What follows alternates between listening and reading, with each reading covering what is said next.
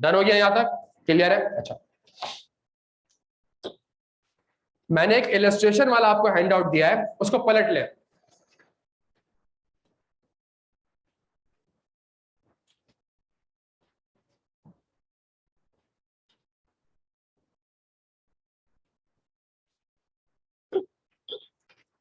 आगे सब बच्चों सब आ चुके हैं? अच्छा, अगेन हमारे पास, अगेन मैं यहां पे प्लॉट कर लूं उसको। हमारे पास पीपी कितना है प्यारे बच्चों? चले सब आ जाए। हमारे पास इन्वेंट्री कितनी है और हमारे पास अकाउंट रिसीवेबल कितना है? कितना बन गया? हमारे पास प्रॉफिट बिफोर टैक्स कितना है? हमारी मटेरियलिटी कितनी आ गई? डन हो गया प्यारे बच्चों? डन हो गया यहां तक? जबरदस्त हो गया। During the audit illustration, material की नीचे वाली जो लाइन लिखी है वो पढ़ रहा हूं। During the audit the management has refused to provide any information relating to inventory balance.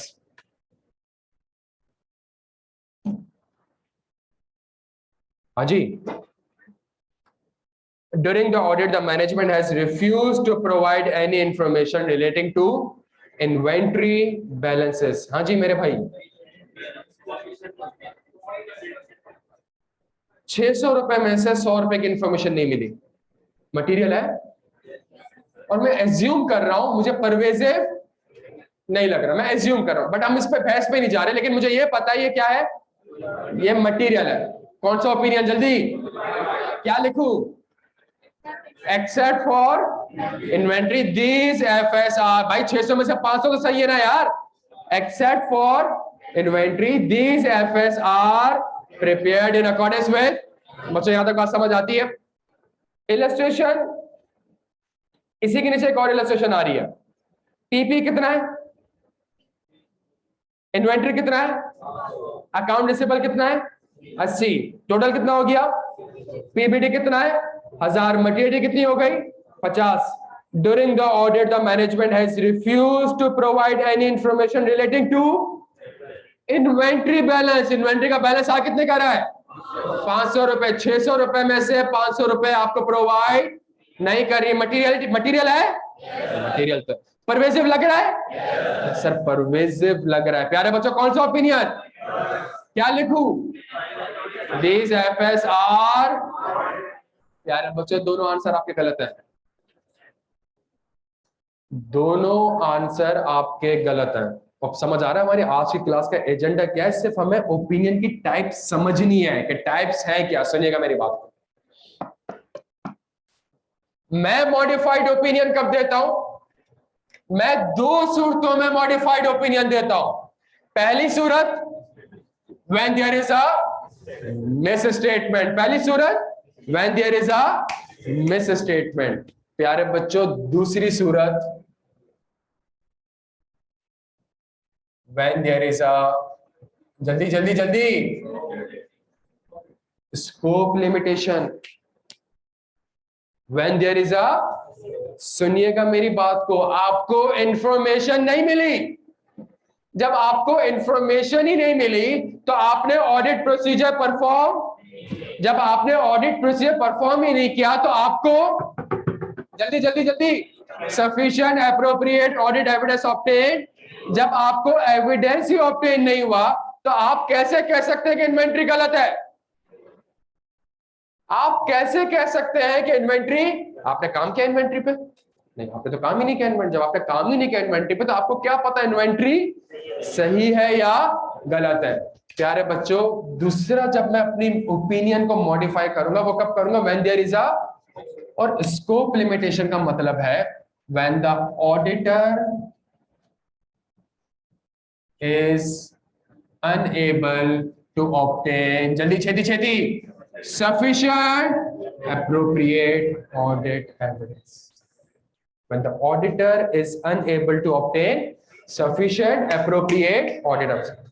ये जो है ये भी हो सकता है on account of scope limitation की भी, हाँ जी टाइप्स होती हैं। पहली टाइप,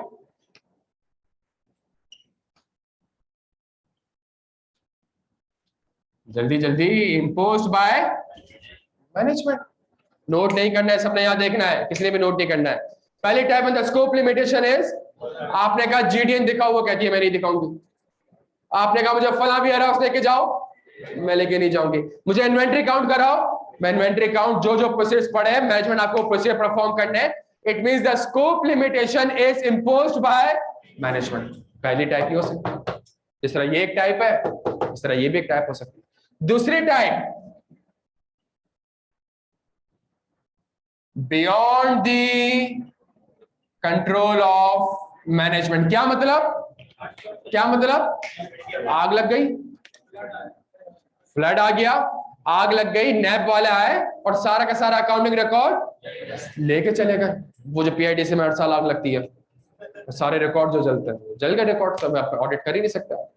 क्या यहां तक बात समझ आती है? हाईस्कूल का मसला हुआ, सारे अकाउंटिंग रिकॉर्ड सीज हो गए, जो हाईस्कूल का ऑडिटर है वो ऑडिट कैसे करे, अकाउंटिंग रिकॉर्ड ही नहीं। क्या यहां तक बात समझ? Beyond the control of management, इसका मतलब आग लग गई, सैलाब आ गया, नैब वाले आ गए, अकाउंटिंग रिकॉर्ड सीज करके चले। बियॉन्ड मैनेजमेंट कह रही है मैं तो देना चाह रही हूं, है ही नहीं। बियॉन्ड दी, सर इसमें भी यही होगा। अगर स्कोप लिमिटेशन का इंपैक्ट क्या है, जो पहली इलस्ट्रेशन पढ़ी उसमें मटेरियल था 50 रुपए मटेरियलिटी है, 100 रुपए के ऊपर आपको काम, 600 रुपए में से 100 रुपए पे काम नहीं कर सका, मटेरियल है सर, मटेरियल है सर, कौन सा ओपिनियन दूंगा जल्दी बताएं? क्वालिफाइड। सर ये भी क्वालिफाइड है, और क्या दोनों सेम है? नहीं सर, दोनों सेम हो ही नहीं सकते। यहां पे क्वालिफाइड का मतलब होता है कि मुझे नहीं पता इन्वेंट्री सही है कि गलत है। यहां पे क्वालिफाइड का मतलब है मुझे क्यों नहीं पता, क्यों नहीं पता, मैंने काम ही नहीं किया, क्यों काम नहीं किया, आग लग गई, मैनेजमेंट ने इंफॉर्मेशन नहीं दी, तो मुझे नहीं पता इन्वेंट्री। यहां पे क्या कह रहा था, इन्वेंट्री आईएफआरएस के हिसाब से नहीं बनी, उसके अलावा सब सही है। यहां पे मैं ये नहीं कह सकता कि इन्वेंट्री आईएफआरएस, क्यों नहीं कह सकता? प्रोसीजर ही परफॉर्म नहीं करे प्यारे बच्चों। जब अगर आप आईक्यू को ऑडिट करने आते हैं और आईक्यू की लेट से ये इन्वेंट्री और द इन्वेंट्री नहीं है, लेट से ये इन्वेंट्री और मैं आपको इन्वेंट्री काउंट करने नहीं देता, क्या आप ये कह सकते हैं कि इन्वेंट्री आईएस2 के हिसाब से नहीं बनी? भाई कितने से नहीं बनी, आपको तो पता ही नहीं। आप क्या कहेंगे, मुझे नहीं पता इन्वेंट्री आईएस2 के हिसाब से बनी है कि नहीं बनी। क्यों नहीं पता? बिकॉज मैंने प्रोसीजर परफॉर्म नहीं करे। क्यों नहीं करे? बिकॉज मैनेजमेंट ने स्कोप लिमिटेशन इंपोज कर दी, तो मुझे नहीं। हाँ, इन्वेंट्री के अलावा पीपी और अकाउंट्स रिसीवेबल आईएफआरएस के हिसाब से बने, अगर तो बने। बच्चों यहां तक बात समझ आती है? और अगेन खुदा का वास्ता है मेरी बात समझने की कोशिश करेगा, सिर्फ ओपिनियन की टाइप्स को कॉन्सेप्चुअली, नहीं तो अगर इसके अंदर घुसना है तो हम बहुत घुसेंगे। फॉर एग्जाम्पल, इन्वेंट्री काउंट करने दिया नहीं और पीपी गलत है, अब क्या लिखूंगा? इन्वेंट्री काउंट, एक कंपनी को ऑडिट कर रहा हूं, इन्वेंट्री काउंट करने दिया नहीं और पीपी पे काम करने दिया, अब क्या दूं? अब ये वाली क्वालिफाइड दूं कि ये वाली क्वालिफाइड दूं? इस, हाँ दोनों सही है। तो ये सारी चीजें प्यारे बच्चों, ये आगे जाके हम इंशाल्लाह इसको और डिट, लेकिन आज 2 घंटे क्लास में हमारा सिर्फ ओवरव्यू क्या है, हमें पता चल जाए ओपिनियन की टाइप्स क्या होती हैं। 2 वजूहात की वजह से आप अपनी ओपिनियन को मॉडिफाई करोगे। पहला, when there is a misstatement. दूसरा, व्हेन देयर इज अ, जब स्कोप लिमिटेशन है और मटेरियल है तो आपका ओपिनियन क्या होगा? ये भी क्वालिफाइड है, ये भी क्वालिफाइड है, लेकिन दोनों में जमीन और आसमान का फर्क है। यहां पे भी आप एक्सेप्ट का वर्ड यूज करते हो, यहां पे भी, लेकिन यहां पे आप कहते हो इन्वेंट्री आईएस2 के हिसाब से नहीं बनी, 8 रुपए से गलत है इन्वेंट्री। यहां पे आप कहते हो मुझे नहीं पता इन्वेंट्री आईएस2 के हिसाब से बनी है कि नहीं बनी, बिकॉज मैंने काम ही नहीं किया। हाँ, बकिया पीपी रिसीवेबल आईएफआरएस के हिसाब से बने। दोस्त क्लियर है? हम सारे यहाँ पे डन हो गया। इसी सवाल की इलस्ट्रेशन 3 देखे, जिसमें वो पीपी 20 रुपए, इन्वेंट्री 500 रुपए, अकाउंट रिसीवेबल 80 रुपए, टोटल एसेट्स 600 रुपए। During the audit, the management has refused to provide any information relating to inventory balance. हाँ जी, मटेरियल है, मटेरियल तो है, और सर एक और जगह भी पूर करें, मटेरियल भी है और मटेरियल के अलावा प्यारे बच्चों क्या एडवर्स ओपिनियन होगा? एडवर्स ओपिनियन होगा प्यारे बच्चों, यहाँ आपका ओपिनियन का नाम भी चेंज हो जाएगा और इसका नाम क्या होगा? डिस्क्लेमर। यहाँ पे नाम क्या होगा?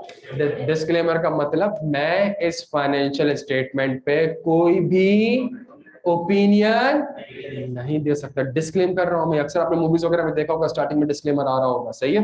तो आप क्या कह रहे हो? मैं इस फाइनेंशियल स्टेटमेंट के ऊपर कोई भी ओपिनियन, अबे 600 रुपए में से 500 रुपए पे काम ही नहीं किया, तो अब ये थोड़ी कहूंगा कि मुझे नहीं पता 500 रुपए सही है कि गलत है। हाँ, 500 रुपए के अलावा बकिया एफएस। अबे भाई, अच्छा ये भी नहीं कह सकता कि ये एफएस आईएफआरएस के हिसाब से, क्यों नहीं कह सकता? ये काम ही नहीं किया। जब काम ही नहीं किया तो कैसे कोई एफएस आईएफआरएस के साथ बने? या फिर प्यारे बच्चों, यहाँ पे कौन सी ओपिनियन दूंगा मैं? जल्दी छेती छेती। डिस्क्लेमर, जिसमें मैं कहूंगा कि जी मैं इस एफएस के ऊपर कोई भी ओपिनियन, हैश कॉल के ऊपर अगर आप जाके देखेंगे डिस्क्लेमर है, ग्रुप पे शेयर करूंगा। और क्यों? हाँ जी, सॉरी, वही जो फ्रॉड वगैरह हुआ, अकाउंटिंग रिकॉर्ड सीज हुए, ऑडिटर चेंज हुए, ओपनिंग बैलेंस पे काम कर सके नहीं कर सके, हजार मसला है, उसकी मैं आपको भेजूंगा। वो उसने क्या दिया हुआ है? उसने डिस्क्लेमर दिया, मैं हैश कॉल के फाइनेंशियल स्टेटमेंट के ऊपर कोई भी ओपिनियन क्यों नहीं दे सकता?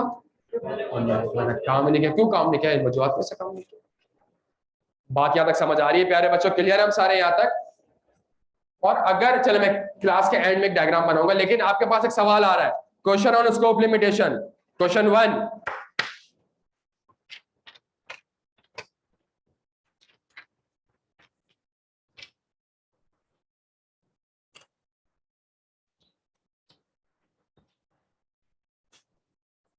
ड्यू टू, सवाल पढ़ लूं मैं आपके साथ। Due to fire in the record room of Titanium Limited, all the records and backup related to the fixed assets were destroyed and you are unable to perform audit procedures for the verification of the following informations are available. Total asset 1000, fixed asset materiality 80. Evaluate the above situation and discuss the impact of the above matter on the audit report. 5 minute दे रहा हूं, मुझे answer चाहिए छेती छेती।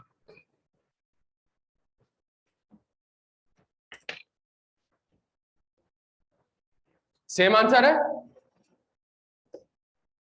FS में PP कितने का आ रहा है? जल्दी से बता दें। हाँ जी, एफएस में पीपी कितने का आ रहा है? कौन सा आईएफआरएस? सर आईएफआरएस नहीं लिखना। क्यों नहीं लिखना? मुझे पता ही नहीं है, मुझे पता ही। इसका आंसर इस फॉर्मेट पे नहीं होगा। इसका आंसर ड्राफ्ट करने के लिए आपको किसको देखना पड़ेगा? और आप मेजॉरिटी बच्चों ने, आपने खुद ही ने देख के इसको सामने रख के एक अच्छा आंसर ड्राफ्ट कर लिया। क्यों? एक शऊर मिल गया आपको कि ड्राफ्ट कैसे करना है, आइजा के स्ट्रक्चर को फॉलो करना है, आइजा के वर्ड्स को फॉलो करना है। सबसे पहली चीज, क्या वर्ड यूज हो रहा है? क्या सवाल में स्कोप लिमिटेशन लिखी हुई है? क्या लिखी हुई है? ड्यू टू अकाउंटिंग रिकॉर्ड्स क्या हो गए? डिस्ट्रॉय हो गए। ऐसा ही है। कौन कौन से? फिक्स एसेट के।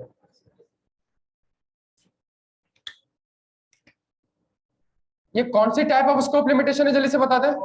हाँ जी, जल्दी बता दें। बियॉन्ड दी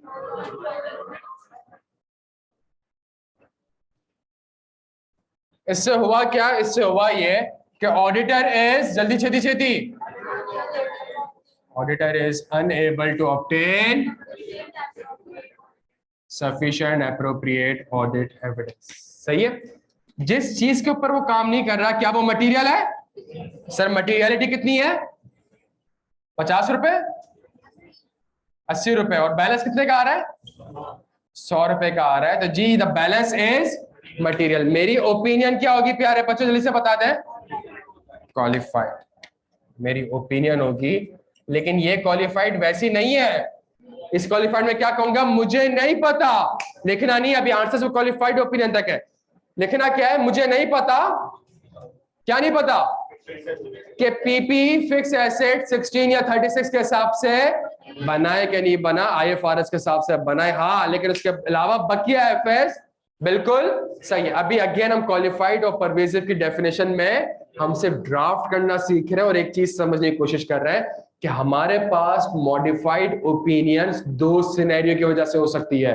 पहला scenario when there is a, दूसरा when there is a scope limitation. क्या यहां तक बात? और possible types of modified opinion क्या है? या तो क्वालिफाइड होगा, या एडवर्स होगा, या क्वालिफाइड होगा, या डिस्क्लेमर होगा। क्या यहां तक बात समझ आ रही है बच्चों? नोट नहीं करना, याद देखना यार। चले आंसर मिलेगा इसका, सुने मेरी बात। क्लियर हम सारे यहां तक? अगर मैं आपके सामने एक चीज डिस्कस करूं, सुनिएगा प्यारे बच्चों।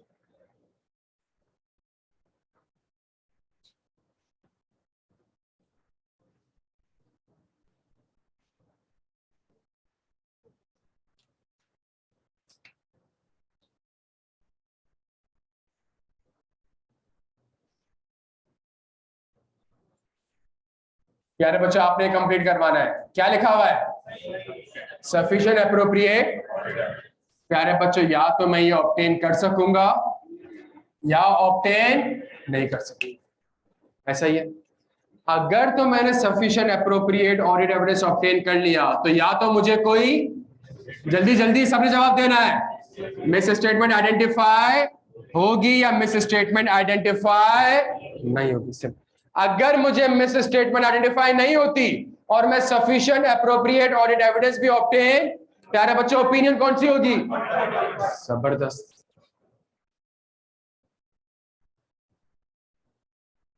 लेकिन अगर मुझे कोई मिस स्टेटमेंट आइडेंटिफाई हो जाती है तो मैं ये देखूंगा कि क्या वो मिस स्टेटमेंट मटेरियल है या मटेरियल नहीं। अगर मटेरियल नहीं है, अगेन कौन सा ओपिनियन? अनमॉडिफाइड। और अगर मटेरियल है तो मैं देखूंगा, मैं कौन सा ओपिनियन दूंगा? क्वालिफाइड। लेकिन अगर मटेरियल प्लस परवेजिव भी है तो कौन सा ओपिनियन दूंगा? ये देखते रहिएगा, इसकी शाखें देखते रहिएगा। मैं sufficient appropriate audit evidence obtain कर चुका हूं, मुझे गलती आइडेंटिफाई हो चुकी है, गलती मटेरियल है, तो अब मैं कह सकता हूं कि इन्वेंट्री IS2 के हिसाब से नहीं बनी हुई या ये FS IFRS के हिसाब से नहीं बनी, ये कहना जायज है। लेकिन अगर मुझे सफिशिएंट एप्रोप्रिएट ऑडिट एविडेंस ही ऑब्टेन नहीं हुआ प्यारे बच्चों, तो क्या मिस स्टेटमेंट की हेडिंग आएगी यहाँ पे? क्यों नहीं आएगी? नहीं क्यों नहीं आएगी? मैंने प्रोसीजर ही परफॉर्म नहीं किया, मुझे कैसे पता इन्वेंट्री सही है कि गलत है? प्यारे बच्चों को यहाँ तक बात समझ आती है? तो अगर मटेरियल है तो क्वालिफाइड, मटेरियल प्लस परवेजिव है तो ये भी क्वालिफाइड है प्यारे बच्चों। और ये दोनों में जमीन और आसमान का फर्क है। ओपिनियन है सेम, हेडिंग सेम है, लेकिन इसकी ड्राफ्टिंग कंप्लीट। यहाँ पे मैं कहूंगा इन्वेंट्री के अलावा FS IFRS के हिसाब से बने, यहाँ पे मैं कहूंगा मुझे नहीं पता इन्वेंट्री IFRS के हिसाब से बनी है कि नहीं बनी, हाँ बकिया FS IFRS के हिसाब से बने। लेकिन अगर ये परवेजिव हो गया, 600 में से 500 रुपए पे काम नहीं कर पा रहा, तब मैं कहूंगा, क्या कहूंगा? कि भाई ये तो मैं इस FS के ऊपर ओपिनियन नहीं दे सकता, भले ही 100 रुपए सही है प्यारे बच्चों। मैं कहूंगा मैं इस FS के ऊपर, बिकॉज 500 रुपए represents the substantial portion of the financial statement. क्या यहां तक बात समझ आती है? आज की क्लास का प्यारे बच्चों सिर्फ 2 एजेंडा हमारे पास। ओपिनियन की 2 टाइप्स, आप अगर थोड़ा सा यहाँ पे देख लें, छोड़ दो इसको, यहाँ देख लें बच्चों, दो छोड़ दो, 2 मिनट मेरी बात सुनो। हमारे पास ओपिनियन की 2 टाइप्स होती है, पहला अनमॉडिफाइड, दूसरा अनमॉडिफाइड की कोई टाइप नहीं है, अनमॉडिफाइड की कोई टाइप नहीं। सही है? क्लियर हम सारा? मॉडिफाइड की मजीद 2 टाइप्स हैं, कौन सा? Miss statement and scope limitation. Miss statement के अंदर मजीद 2 किस्म की मॉडिफाइड ओपिनियन हो सकती है, क्वालिफाइड और एडवर्स। और स्कोप लिमिटेशन में भी 2 किस्म की हो सकती है, क्वालिफाइड और, सर दोनों जगह क्वालिफाइड आ रहा है लेकिन दोनों जगह अंग्रेजी और ड्राफ्टिंग का थोड़ा सा फर्क है। ये बात समझ आती है प्यारे बच्चों? तो आज की क्लास में हमने ये समझ लिया कि अनमॉडिफाइड ओपिनियन क्या होती है और मॉडिफाइड क्या होती है। सही है? मॉडिफाइड 2 सूरतों की वजह से होगी, या तो ये सिनेरियो होगा या तो ये सिनेरियो होगा। क्वालिफाइड क्या होगा? एडवर्स क्या होगा? कौन सा कब देना है, मटेरियल क्या होगा, क्यों ऐसा होगा, ये आज की क्लास का एजेंडा। ये आज की क्लास में हमें सिर्फ इतना, हमारा अगला टॉपिक लेट्स से हम आइजा 505 स्टार्ट करेंगे। सही है, इंशाल्लाह इस वीकेंड पे स्टार्ट करेंगे। कौन सा आइजा 505? External confirmation. मेरी बात सुनिएगा, वहां पे लिखा हुआ आ रहा होगा मैनेजमेंट आपको कंफर्मेशन भेजने नहीं दे रही। आगे आप क्या लिखेंगे? This is the and the auditor is unable to obtain if the impact is material. तो कौन सा ओपिनियन? और मटेरियल एंड परवेज। आप समझ रहे हैं, हम इसलिए ओवरव्यू ले रहे हैं ताकि आगे जाके जो भी हम आइजा पढ़ रहे हो वहां पे ये वर्ड्स बार बार यूज हो रहे होंगे तो हमें पता हो कि ये है क्या। डन हो गया प्यारे बच्चों? चले जी, कोई सवाल हो मुझसे पूछ सकते हैं? डन है यहां तक? हमारी अगली क्लास कब है? हमारी अगली क्लास, अच्छा कल की क्लास हमारी लास्ट होगी क्लास कॉन्सेप्ट की। और कल की क्लास में सुन लें होगा क्या, जितना कुछ हमने 5 क्लासेस में पढ़ा है उसका हैंडआउट हम क्लास में डिस्कस करेंगे। जितना हम पढ़ चुके हैं उसको साइमल्टेनियसली फौरन से एक बार इसको रीड कर लेंगे।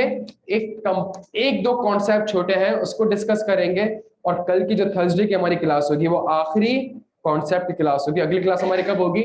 सैटरडे को होगी, जिसमें हम एक नया आइजा स्टार्ट करेंगे। मेरी रिक्वेस्ट है प्यारे बच्चों कि अगर आप चाहते हैं ना कि आगे का सारा कारवा अच्छा चलता रहे, चीजें समझ में आए, चीजें लिंक, मतलब ऐसा होगा कि आप खुद बता रहे होंगे सर इसका आंसर ही सही है। अगर आप ये चाहते हैं, खुदा का वास्ता है, आपने खुद से फिलहाल कुछ नहीं पढ़ना, अभी कुछ नहीं पढ़ना। आपने सिर्फ और सिर्फ जो मैंने नोटिंग वोटिंग करी है उसको देख लीजिएगा, जो डायग्राम्स वगैरह है उसको देख लीजिएगा, कॉन्सेप्ट को देख लीजिएगा, खुद से डायग्राम बना लीजिएगा। कल की क्लास में किताब आ गई तला? अच्छा, किताब इस वीक के एंड में, नहीं तो अर्ली नेक्स्ट वीक आपको किताब मिल जाएगी। आप फिर भी मालूम कर लीजिएगा। लेकिन नहीं भी मिलती है तो जितना मैंने आपको पढ़ा दिया वो एक बार मैं हैंडआउट से आपको रीड करा लूंगा। हार्डली आधा घंटा लगेगा, लेकिन आपको समझ में आ जाएगा हैंडआउट में चीजें इस तरीके से लिखी हुई है, यही किताब में लिखा हुआ है, यही डायग्राम बनाई है, ऐसे ही हम इसको ड्राफ्ट कर रहे हैं। डन हो गया प्यारे बच्चों? तो इंशाल्लाह मुलाकात होती है अगले क्लास में। Thank you so much.